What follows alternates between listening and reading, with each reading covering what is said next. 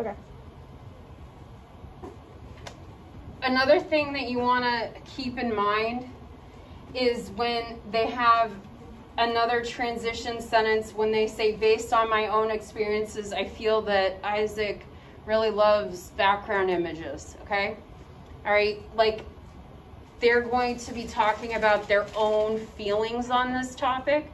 I find that they're very funny, but distracting, right? Okay. Our research leads us to conclude what? They're going to tell us like their actual conclusions, their findings. What, you know, this is all the data. Now this is what it boils down to, okay? You get the point. We don't need to belabor it. But the point is that I can't wait to see what this looks like. Oh, well, okay. It's nice, but it's just very simple. You're appreciated, by the way. Please don't change.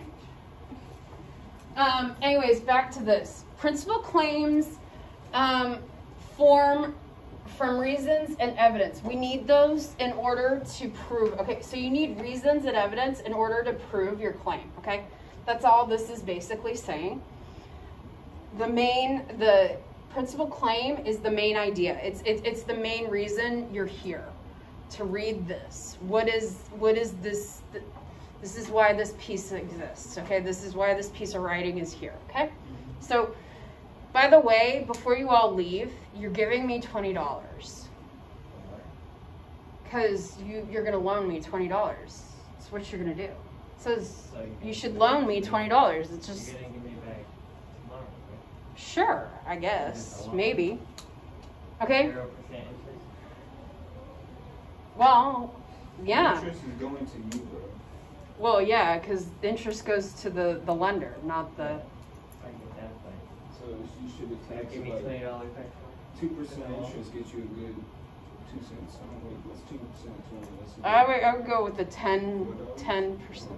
Because then you get... Okay, so we're going to keep going on this, because if we go to in percentages, I could do it. I could run with that, because it's a little algebraic reasoning, but anyways, back to this. You should loan me $20. That's my principal claim, right? Then my reason is, you're my friend. Number two, you know I'll pay you back, bro. Right? Okay?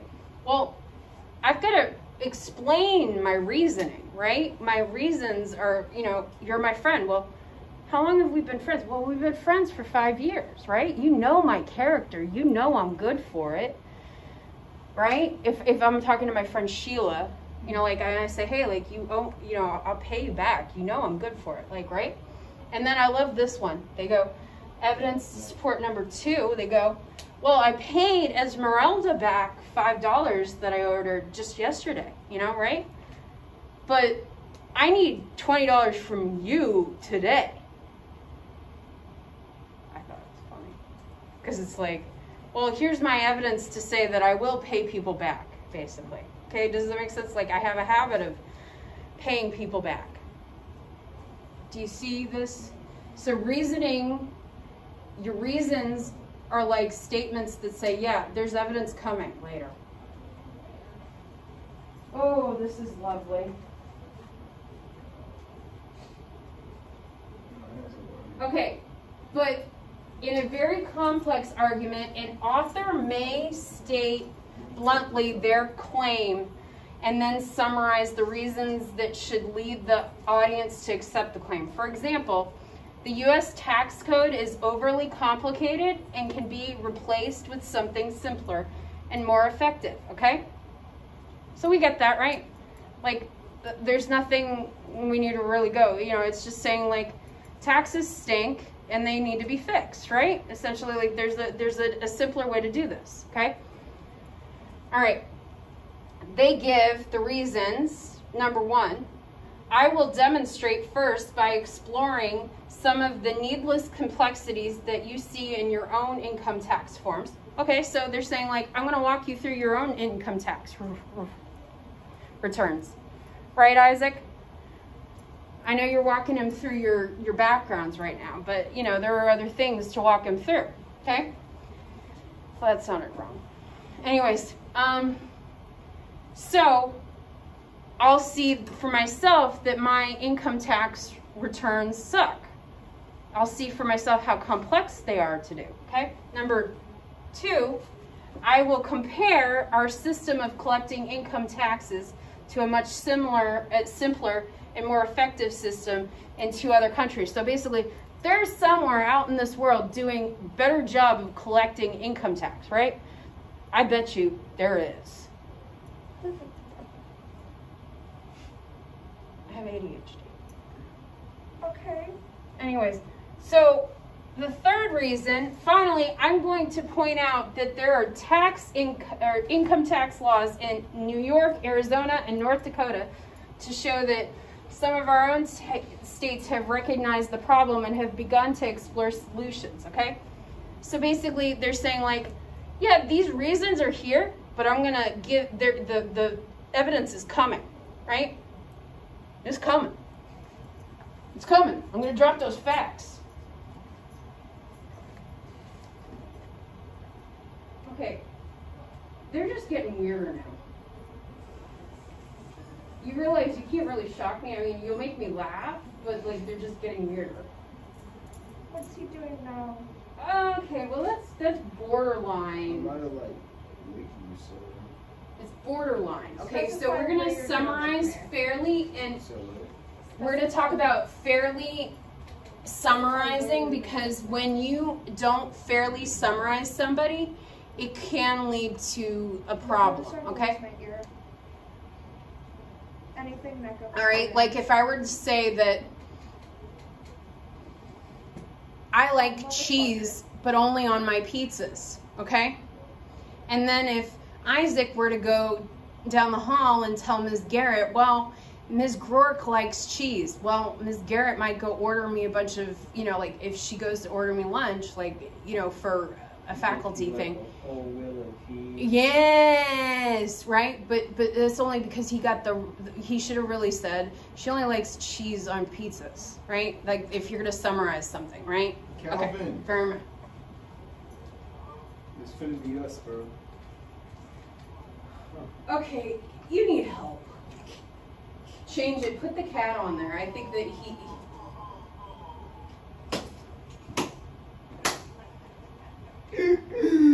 Yeah. You really like those dogs, don't you? I got like 2 more. I'm sure you do. Okay. So when you distort something, that's basically what's going on. It's when you like find almost the perfect quote for something that you need, and then, or when you're texting someone and you take a screenshot of part of it, right?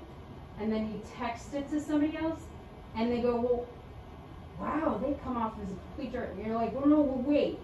Here's the rest of the conversation. And they go, oh, okay. So they were just teasing you. You aren't going, like Like they kind of make somebody else look bad. yeah, exactly, right? You can Yo, make somebody look like a total listen weak. to this. What is going on? What happened? Oh, it just fixed? A little bit, but like there's like nothing coming out. Sorry.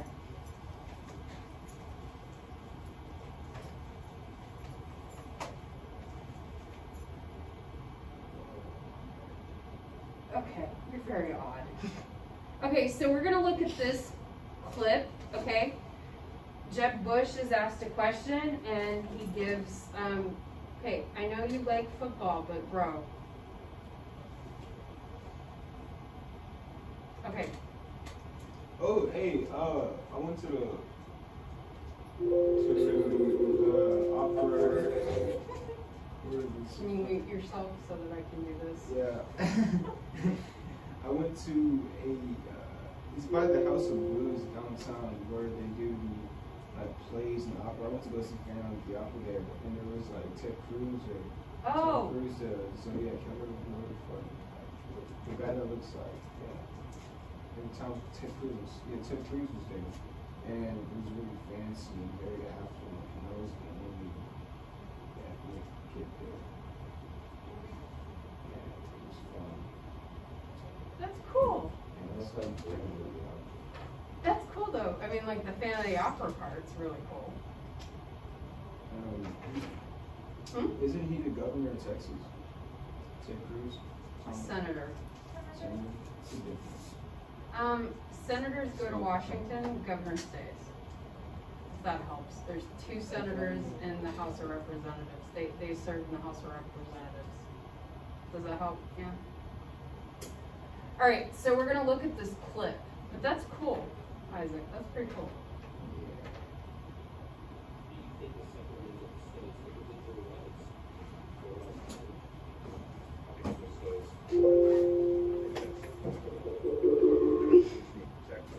The best place Don't be to sort these issues out. You know what I'm thinking.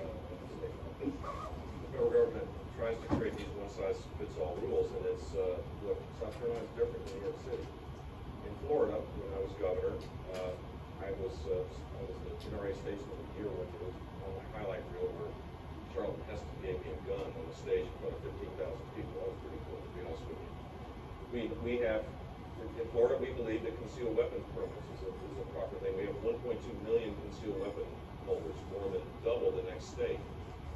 We have right to carry, all sorts of rules that are appropriate for Florida, may not be appropriate in other places, but the basic right is embedded in it's a personal right, it's an individual right to bear arms, and that shouldn't be infringed by either local, state, or government, for sure. And then we're in a difficult time for the country, and I don't think more government is necessarily the answer to this. I think we need to reconnect ourselves with everybody else. It's very sad to see.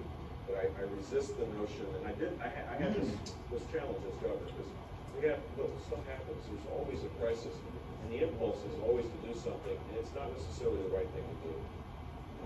Okay, so he's just basically talking about. I like how he spoke. Alright, so he's essentially saying like, hey,